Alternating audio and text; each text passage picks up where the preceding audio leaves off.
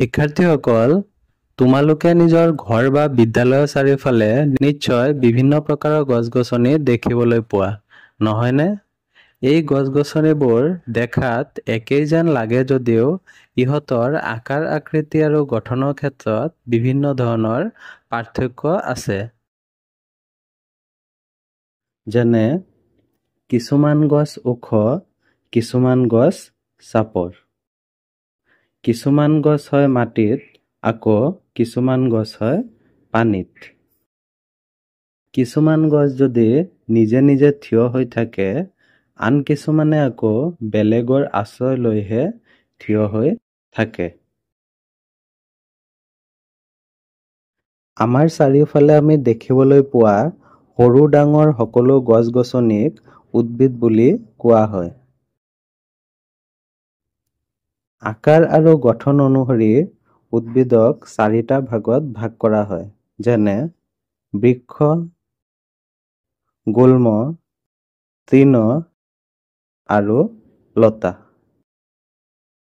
বৃক্ষজাতীয় উদ্ভিদ বুলি ক'লে আমি আম গছ, কঁঠাল গছ এনে গছবোৰক উদাহৰণ হিচাপে ল'ব পাৰোঁ। এই উদ্ভিদবোৰ দেখাত বৰ ওখ আৰু শকত হয়। ইহঁতৰ গা-গছ টান কাঠেৰে তৈয়াৰী হয় আৰু গছবোৰ ডাল পাতেৰে ভৰি থাকে।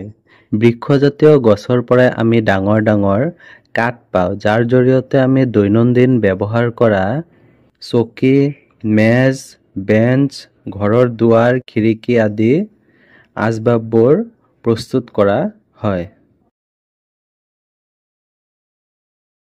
গুল্মজাতীয় উদ্ভিদ বুলি ক'লে আমি বেঙেনা গছ, জলকীয়া গছ, গোলাপ ফুলৰ গছ আদিৰ দৰে গছবোৰক উদাহৰণ হিচাপে ল'ব পাৰোঁ।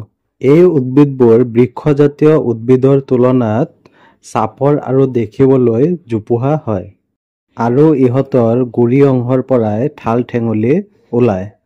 ইহঁতৰ কাণ্ড টান কিন্তু বৃক্ষৰ দৰে শকত নহয়।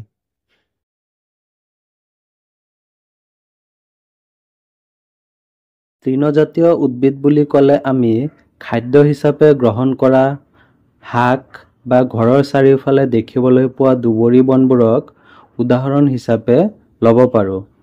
তৃণ উদ্ভিদবোৰ চাপৰ আৰু ইহঁতৰ কাণ্ড কোমল হয় আৰু ঠাল-ঠেঙুলি কম হয়।